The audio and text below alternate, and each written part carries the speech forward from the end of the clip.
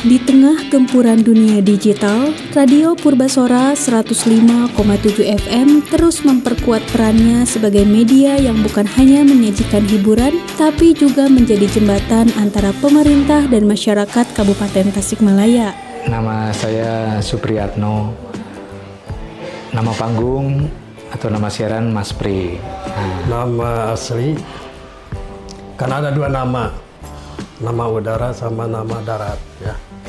Kalau nama asli Dudung Abdul Aziz, kalau nama udara itu Uwa Coki. Banyak orang memanggil Uwa kalau di radio. Oke, nama saya Itep Suherman ya. Nama aslinya nih Itep Suherman ya. Tapi dari dulu Zulkarnain ya. Nama asli awal gitu ya. Perkenalkan, saya Amelie Stiana. Saya salah satu penyiar di Purbasora FM. Saya mulai siaran dari tahun 2002 sampai sekarang. Ya, kalau disebut profil, memang saya penyiar dari tahun berapa ya? Udah lama lah, udah beberapa belas tahun. Ya, terima kasih. Perkenalkan, nama saya Cepi Wesa Mononggaling Urip. Saya di dunia broadcasting sudah sejak cukup lama. Semenjak duduk di bangku sekolah menengah atas, sudah mulai siaran di beberapa radio swasta. Nama saya Sasli Yuda, dikenal di radio Kang Yuda. Ya, nama saya Yuni Samoto Hasanah, dan untuk nama udara saya Yuni. Bergabung dengan RSPD itu kan mulai tahun 1999 ya. Saya sebagai penyiar freelance atau honorer waktu itu tahun tersebut. Nah, saya sangat intens siaran karena merupakan suatu panggilan jiwa mungkin ya, karena hobi dan menjadi penyiar, sehingga saya punya prinsip begini. Kalau kita udah kecemplung jangan tanggung-tanggung gitu ya. Sudah kecemplung di suatu radio jangan tanggung-tanggung, harus kita pelajari semuanya agar semuanya dapat saya kuasai. Nah, menurut informasi sebelum RSPD itu adalah Dinas Turada dulu. Nah, saya pas masuk tahun 1999 itu sudah RSPD di bawah Humas. Nah, kemudian waktu itu nih Subak RSPD ya, jadi dikepalai oleh Pak Kasubag RSPD, kemudian menjadi UPTD ya waktu itu, UPTD RSPD di bawah Dinas Perhubungan. Setelah itu dilimpahkan kembali ke Humas. Mohon maaf tahunnya waktu itu saya tidak mencatat dan tidak memperhatikan karena insen siaran gitu ya. Nah, setelah itu alhamdulillah saya mendapat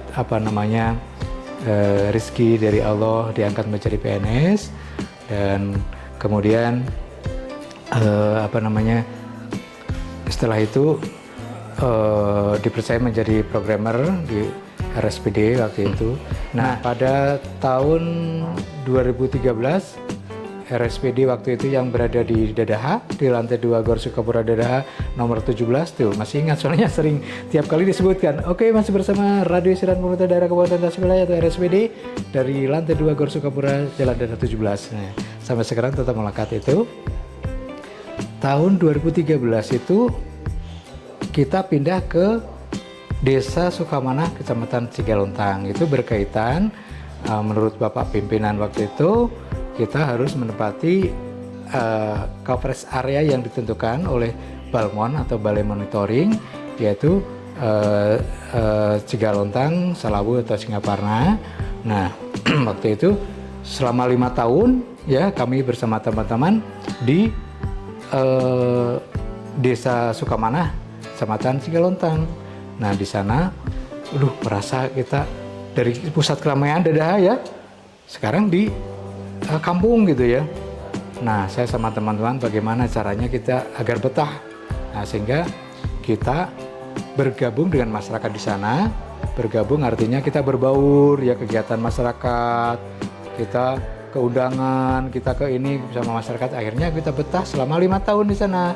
Nah, pada tahun 2018 ya, akhir 2018 kami dipindah menurut pimpinan untuk menempati di Dinas Kominfo waktu itu ya.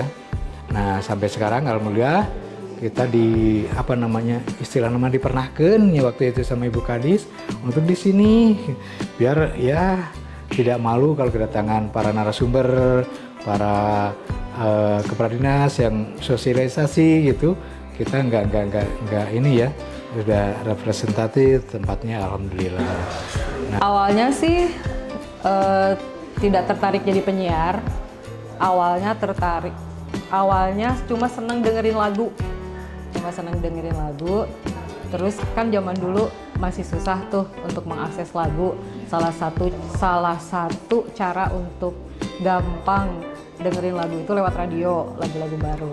Nah, sempat kepikiran kayaknya enak ya kalau jadi penyiar bisa jadi orang pertama yang dengerin lagu baru gitu. Karena zaman dulu lagu baru itu susah diakses. Terus biasanya artis tuh promosi lagu itu lewat radio kalau zaman dulu. Jadi ngerasa kayaknya kalau jadi penyiar kita bisa jadi orang pertama yang bisa dengerin lagu baru gitu. Jadi awal pertama nggak ada niat untuk jadi penyiar gitu. Cuma pengen menyenangkan diri sendiri dengan mendengarkan lagu-lagu baru gitu. Program kayaknya semuanya deh pernah. Dari mulai program berita, terus musik anak-anak muda, berbagai macam segmen, berbagai macam genre, pokoknya kayaknya semua pernah dicoba selama jadi penyiar. Iya. Kayaknya banyak, terutama saya kan orang yang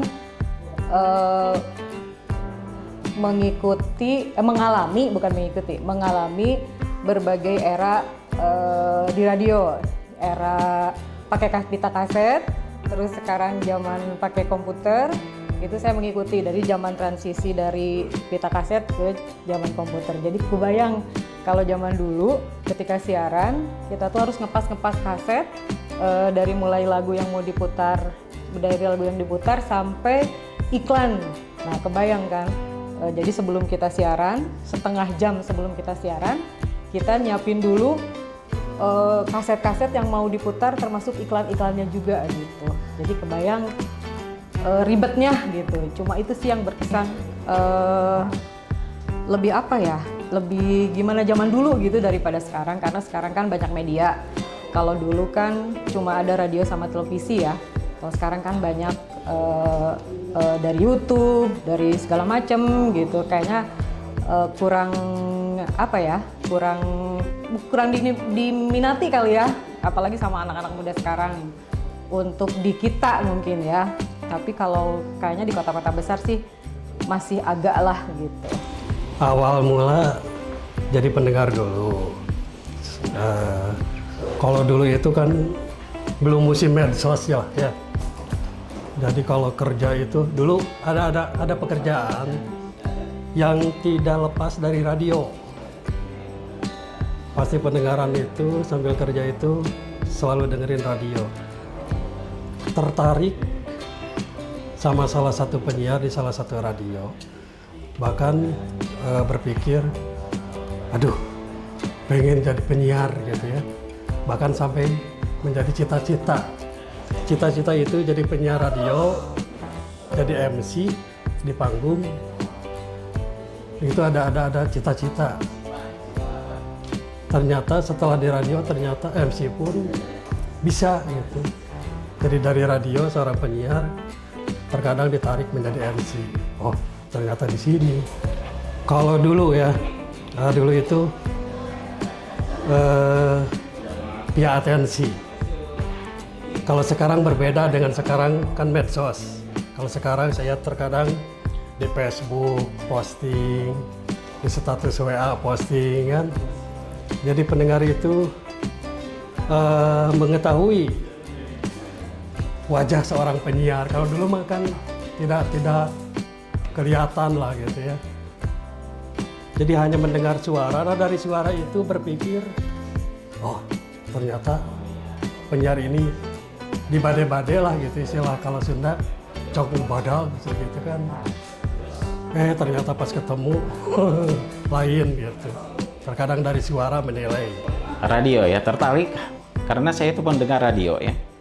Dulu saya dengar radio lagu-lagunya, bikin nyantai. Ketika belajar, saya mendengarkan radio. Itu menjadi teman ya. Dan sangat menarik ketika mendengarkan penyiar bergaya ya. Bergaya, bercuap-cuap lah istilahnya ya di radio.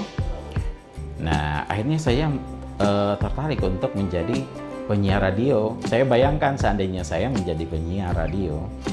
Dan ya lama-kelamaan saya bermain ke radio ya, terutama radio terdekat. Dan di situ saya mulainya ada acara puisi, saya buatkan puisi. Ada acara bercerita, saya mengirimkan beberapa prosa ya, cerita dan lain sebagainya. Dan sangat puas dengan itu ya. Ngebayangkan bahwa ketika itu sayalah yang menjadi penyiarnya. Dan akhirnya ketika ada lowongan ya saya coba gitu. Masuk ke salah satu radio swasta nasional yang ada di Kabupaten Tasikmalaya. Dulu peminatnya banyak sekali ya.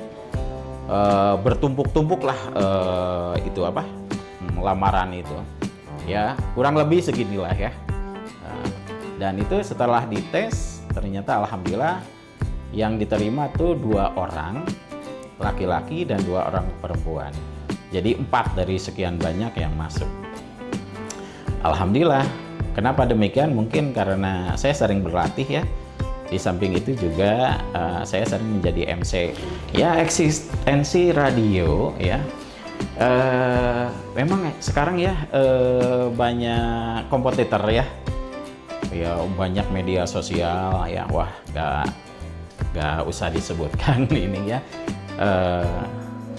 Era digitalisasi, era gadget lah sekarang. Jadi mereka itu para penikmat radio ya banyak yang beralih ke sana, tapi tidak melepaskan radio. Sebetulnya banyak yang tidak melepaskan radio karena di gadget juga kan bisa ada akses ya untuk menikmati radio baik streaming maupun yang manual ya di 105,7 Radio Purbasora FM. Nah, keberadaan radio atau eksistensi dari Radio Purbasora, alhamdulillah ini banyak pendengar radio yang menikmatinya dengan ya sesuai dengan usianya, seperti anak-anak terhibur. Di samping itu ada edukasinya ya. Kalau membawa acara anak-anak seperti apa, mengedukasinya seperti apa gitu. Saya di dunia broadcasting sudah sejak cukup lama. Semenjak duduk di bangku sekolah menengah atas sudah mulai siaran di beberapa radio swasta. Mungkin karena dulu saya masih mengalami masa-masa di mana radio itu lagi tren, itu masih tren. Setelah itu juga bapak saya juga seorang penyiar, kebetulan masih di radio yang sama juga. Dulu waktu namanya masih Sturada ya, sebelum RSPD, lalu sekarang Purbasora. Jadi memang mungkin ada bakat yang diturunkan. Setelah itu juga saya hobi di public speaking, sehingga nyambung lah gitu, meneruskan jejak. Banyak ya saya rasa. Yang terpenting sih buat saya yang paling berkesan itu adalah teamwork yang selalu kompak gitu. Karena radio ini adalah kerja kolektif, bagaimana mengasuh telinga pendengar juga agar tetap nyaman gitu dengan sajian program-program yang kita berikan, sehingga memang ketika ada satu kejomplangan misalkan atau ketidakseimbangan atau ketidakkompakan, maka saya rasa itu bisa mengganggu citra sebuah radio. Tapi yang saya alami hampir 5 tahun ini di Purbasora ini cukup menyenangkan, dan juga rekan kerjanya kompak ya, jadi menyenangkan lah saya rasa. di era digital ini memang agak tergoyang ya posisi radio ini. Padahal dulu radio ini sebagai sebuah kanal di mana masyarakat memang jauh sebelum ada televisi, satu-satunya yang digunakan untuk menerima berita secara audio yaitu radio gitu. Saya itu juga mungkin ada koran-koran yang sudah memang di Indonesia itu bukan barang yang baru. Bahkan segmentasi pendengar radio ini kan hari ini hanya kalangan segmentasi usia 40 ke atas gitu. Itu pun dengan klasifikasi pekerjaan tertentu, misalkan yang di rumahan begitu. Dan kebanyakan juga di pinggiran kota. Jadi memang sudah jarang yang ada di kota. Nah, tapi bagaimanapun radio itu tidak bisa dihilangkan karena radio ini memiliki karakteristik yang sangat kuat di mana dalam setiap program, dalam setiap segmentasi berita begitu. Radio ini memiliki cita rasanya tersendiri, berbeda dengan ketika kita melihat berita-berita atau mendapatkan atau menyerap berita-berita informasi dari kanal-kanal lain. Dan saya rasa di era digital ini juga radio jangan sampai kehilangan langkah untuk terus berinovasi, sehingga masih bisa diterima dan masih bisa relevan lah, dianggap relevan dengan zaman yang ada. Karena memang dulu cita-cita saya jadi jurnalis ya, akan seperti Najwa Shihab gitu begitu. Terus awal mulanya saya suka broadcast itu waktu tahun berapa ya? Tahun 1994 di Cianjur dulu. Begitu lihat lagi-lagi ini kan saya usahawan, niagawan. Nah, di samping usaha saya itu ada tower pertama kalinya ya. Ada tower radio, ada tower, ada pemancar. Saya iseng-iseng, kemudian saya tertarik. Nah, disitulah mulai berkecimpung di dunia broadcast sampai sekarang. Begitu. Momen yang paling berkesan adalah kesetiaannya Kanca atau kesetiaannya, ya Kanca. Kalau orang lain kan menyebutnya fans radio. Kesetiaan Kanca itu momen yang paling berharga bagi saya. Bukan dipandang secara material, bukan ya, tapi secara hati dan rasa. Itu momen yang paling penting. Eksistensi sekarang ya dalam acara memang kalau sepintas itu dibilang bahwa mendengarkan radio itu seperti apa ya, seperti kuno lah gitu ya. Karena banyak digital, apalagi ada YouTube, ada TikTok ataupun ada medsos yang lainnya. Seolah-olah radio itu dikesampingkan. Nah, padahal di daerah-daerah justru itu sangat eksis sekali. Di daerah-daerah itu sangat eksis sekali. Karena apa?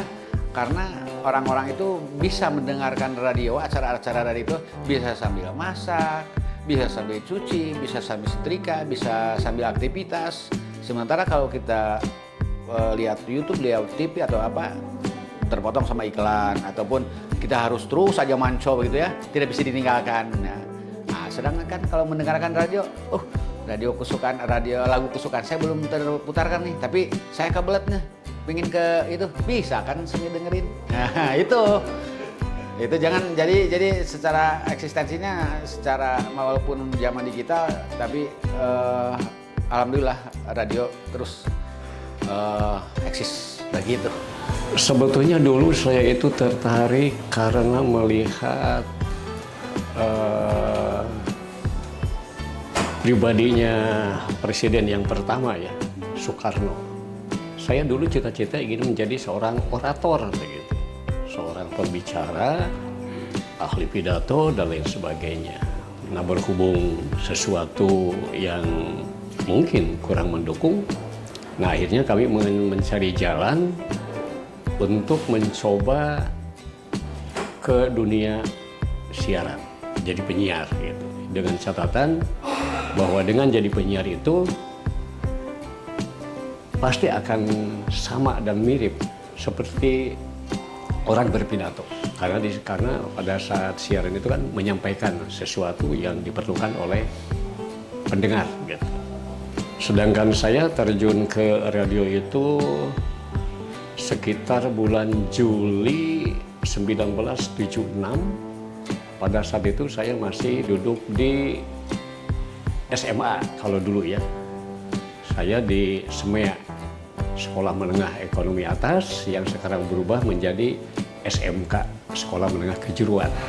Terjun ke Radio Purbasora, alhamdulillah pada saat itu setelah mengetahui di lingkungan RSPD pada saat itu semua adalah orang-orang dekat, sedangkan saya pada saat itu bekerja atau bertugas di Departemen Transmigrasi. Nah, setelah saya datang di RSPD karena ada urusan ke transmigrasian, di mana pada saat itu kami mengisi program acara yang dinamakan siaran pedesaan untuk melegalitas naskah, kemudian bukti bahwa saya mewakili kantor telah menyampaikan program. Pada saat minta legalitas ternyata semuanya adalah teman-teman dekat, dan akhirnya mereka menawarkan untuk siaran, dan saya alhamdulillah dipercaya hingga saat ini membantu RSPD sampai saat ini berubah menjadi Radio Purbasora. Dengan era digit ini banyak sarana prasarana yang secara tidak langsung dilupakan gitu oleh masyarakat karena kemajuan teknik itu. Tapi alhamdulillah gitu, eksistensi radio terutama Purbasora yang dulunya RSPD alhamdulillah masih dikenal masyarakat. Sekalipun mungkin pada saat perubahan nama dari RSPD ke Purbasora kita tidak sosialisasikan gitu. Sehingga mereka ada yang tidak tahu sebetulnya itu adalah sama. Bahkan saya pernah ke satu daerah, kemudian saya ngobrol dengan orang tersebut punya radio atau tidak, dia alhamdulillah punya, kemudian dia suka mangkal di stasiun radio mana. Nah, setelah saya sodorkan suka mendengarkan acara-acara Purbasora FM enggak? Yang mana ya Kang, katanya. Saya itu termasuk anak-anak saya yang remaja, biasanya saya itu mendengarkan Pas FM. Ya itulah. Pas FM itu adalah Purbasora kata itu. Jadi seperti Purbasora itu adalah nama jati diri seseorang. Pas FM yaitu nama kesayangan dari orang tua secara tersendiri gitu kan. Makanya ya alhamdulillah lah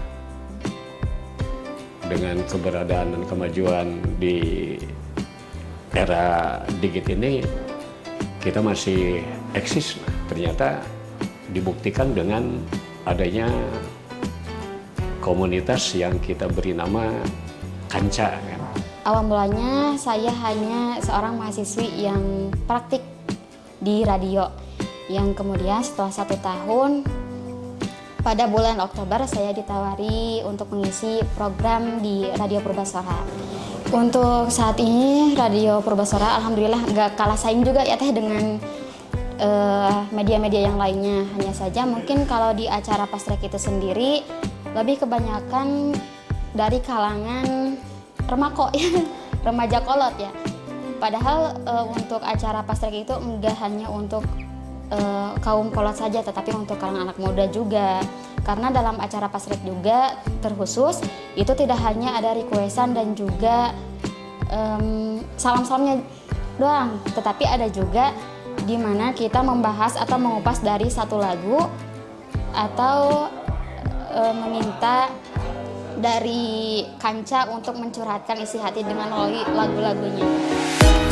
Berada di bawah naungan Bidang Informasi dan Komunikasi Publik atau IKP, Dishub Kominfo Kabupaten Tasikmalaya, Purbasora berkomitmen menghadirkan informasi yang akurat, jelas, dan mudah dipahami oleh semua kalangan. Bukan sekedar hiburan semata, radio ini berperan aktif dalam menyebarluaskan informasi penting dari pemerintah daerah.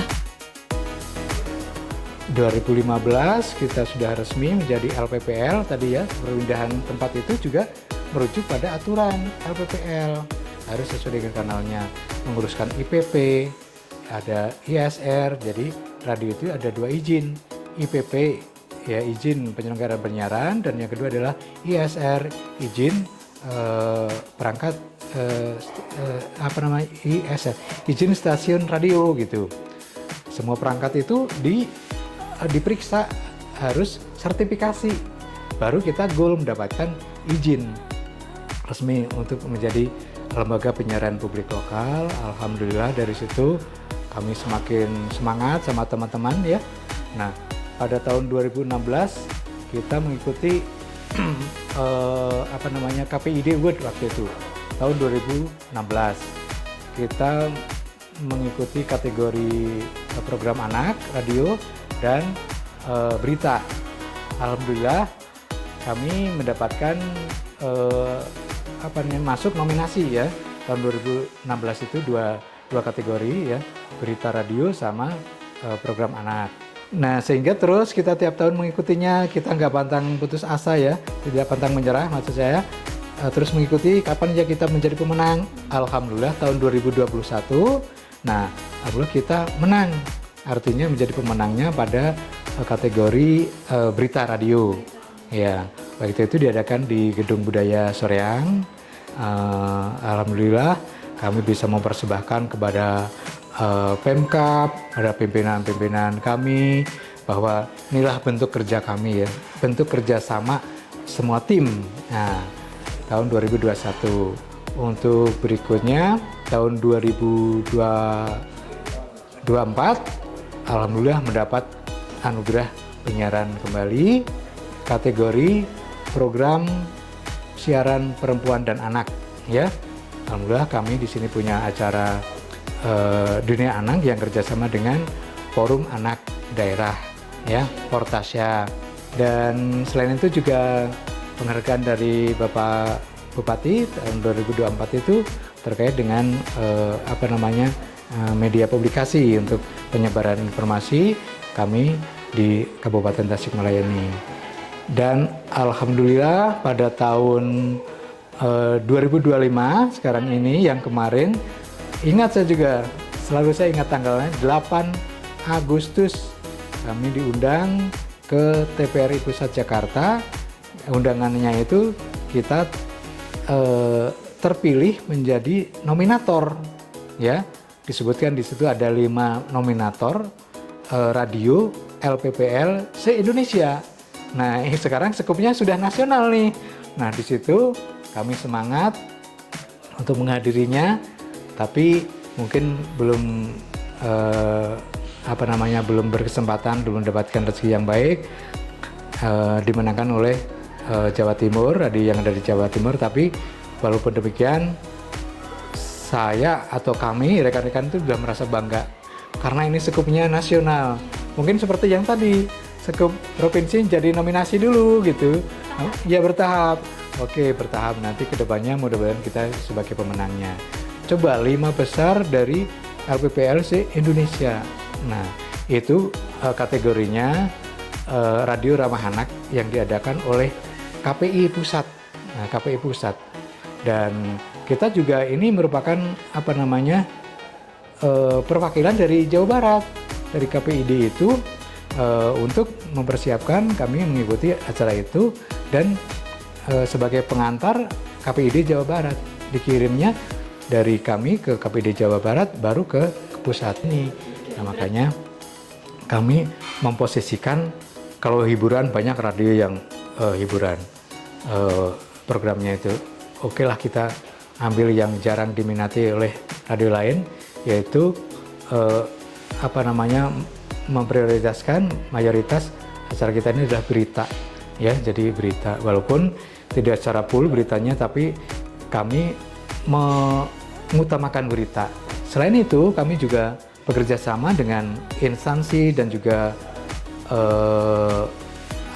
lembaga lain untuk mengadakan talkshow, sehingga kami hampir setiap hari ada talkshow. Nah, karena apa? Talkshow ini saya rasa adalah informasi yang sangat akurat karena dari orang yang berkompeten di bidangnya itu gitu ya. baik dari kepalanya, dari kepala bidang atau divisinya dan lain sebagainya, sehingga tidak hanya ocehan penyiar saja bahwa bla bla bla bla kata penyiar, belum tentu percaya kan pendengar, tapi yang bicara ini loh narasumber yang berkonten. Hingga sekarang ini kami mengutamakan, itu sangat kami utamakan talk show untuk memenuhi pas informasinya tadi, sehingga pendengar kami itu insya Allah cerdas, tahu istilah-istilah kesehatan, misalnya istilah-istilah pelayanan, ya medis dan lain sebagainya yang disampaikan oleh para narasumber itu, ya karena bisa sambil di perjalanan, sambil mencuci, sambil menjahit, ya konveksi misalnya, itu bisa mendengarkan radio kami, sehingga kami ini mempertahankan kredibilitas radio kami di masyarakat. Ya, mudah-mudahan radio kita ini, radio kami, karena kami merasa memiliki ya dari tahun 1999 sampai sekarang 2025, kurang lebih mungkin 26 tahun. Kalau manusia itu sudah dewasa ya.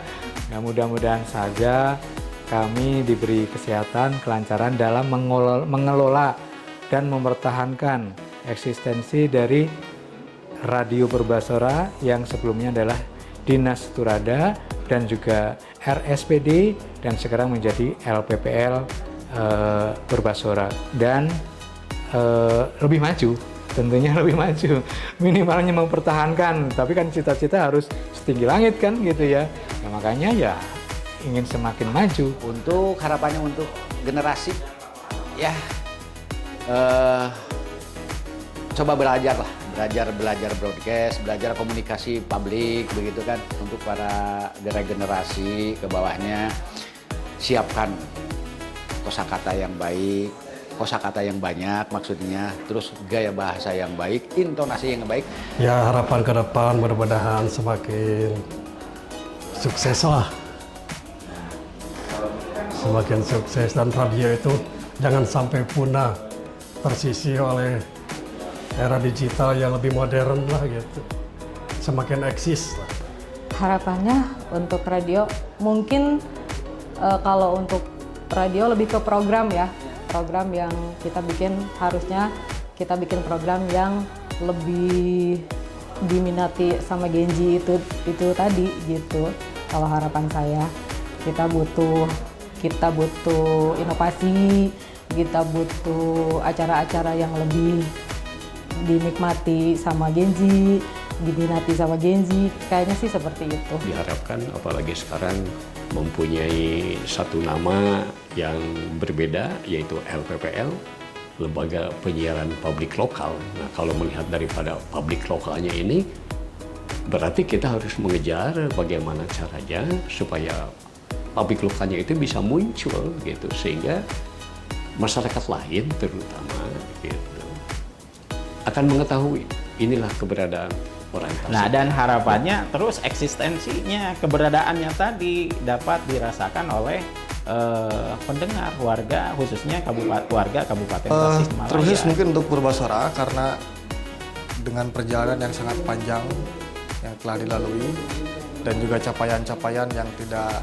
biasa saya rasa, bahkan kita kemarin sampai pada tingkat nasional, itu sebuah capaian yang sangat spektakuler bagi saya, sehingga bagaimana LPPL Purbasora ini ke depan bisa lebih menyentuh banyak kalangan masyarakat, dan tentunya juga kita senantiasa membantu pemerintah dalam menyampaikan informasi-informasi yang aktual, yang berimbang begitu ya, dan tentunya dengan kemasan yang ringan dan bisa diterima dengan mudah oleh setiap kalangan begitu. Untuk harapannya, untuk kedepannya semoga Radio Purbasora terus selalu bersinar, terus mengudara, dan untuk para pendengarnya semoga semakin bertambah, terkhusus untuk acara Pasar Kita sendiri. Dan mohon doa dari warga masyarakat Kabupaten Tasikmalaya khususnya, dan juga pendengar kami, baik yang ada di kabupaten atau di kota Tasikmalaya atau juga di luar daerah. Ya, mohon doa, mudah-mudahan kami bisa melaksanakan tugas-tugas kami di bidang penyiaran gitu.